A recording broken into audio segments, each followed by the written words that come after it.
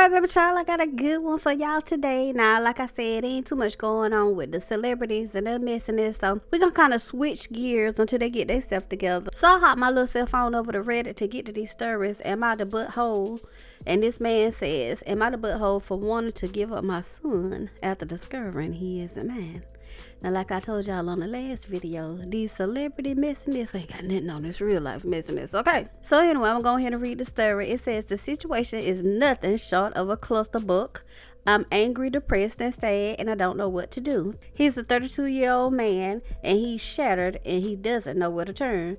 He says, my wife passed away last month, only 7 months after giving birth to our son. She developed peripartum cardiomyopathy, a rare and severe form of heart failure that can occur in the months following childbirth. Despite the doctor's best efforts, she didn't survive. Losing her suddenly has left me heartbroken and in a state of constant grief. 3 weeks ago, my wife's best friend, Missy, came over to visit. She was visibly nervous and eventually told me she had something sensitive to share. After some hesitation, she revealed that my wife had confided in her that she'd been unfaithful around the time our son was conceived, and that there was a chance he might not be mine. I was stunned and angry. My wife's best friend was telling me this only weeks after my wife's death, and it felt like an attempt to tarnish her memory. I couldn't believe it. I told her to leave and to not come back, convinced she was lying or trying to shift blame onto me somehow. The whole thing felt like a betrayal, and I tried to push the thought out of my mind.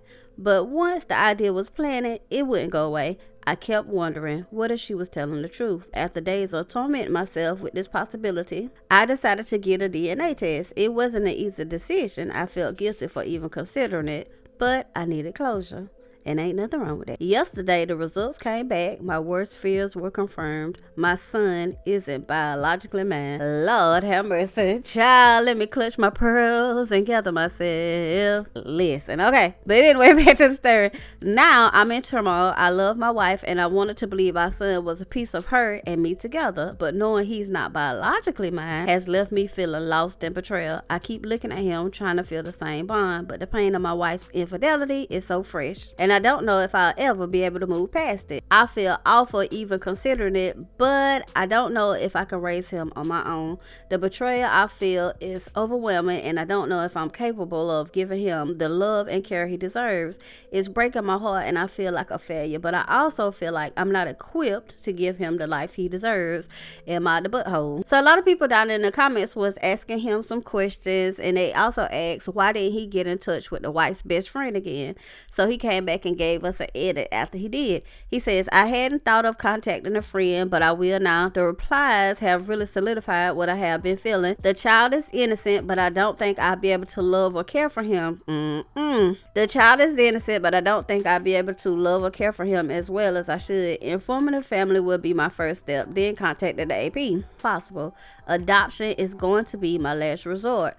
Many of you may believe I'm a monster, but put yourself in my situation. I hope you all understand. And then he came back and gave us another small edit / update. He said, so I called her friend. I apologize for my behavior, but also asked why she did not inform me as soon as she knew. She said her loyalty is laid with her friend more than me. Okay, fine. I asked her about the AP. She said she doesn't know, as it was a one-time thing. Apparently, it had happened during work time, whatever that meant, and during daytime, as she'd been told. I mean, I'm not fully understanding, but it seems like she effed the guy when she was supposed to be working.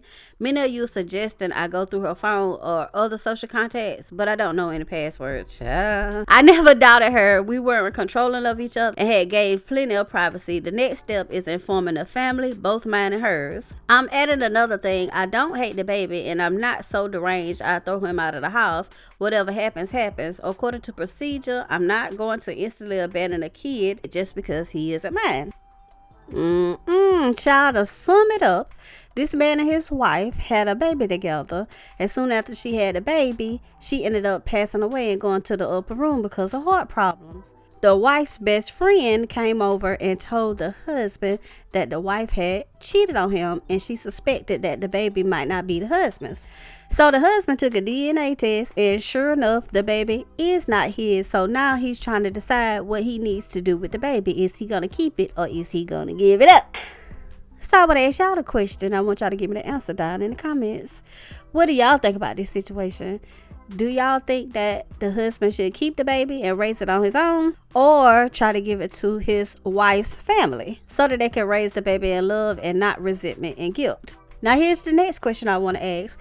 Do y'all think he's wrong for not wanting to raise the baby once he found out the baby is not his? I mean, his wife did pass away, so even though the baby is not his, the baby is still a part of his wife that passed away. I don't know. Or do you think he's spot on for not wanting to raise the baby, knowing that he wouldn't be able to give the baby the love that he needed? Child, like I said, the story gets a little bit messier, but we'll finish the rest of it this weekend. Okay. Moving on.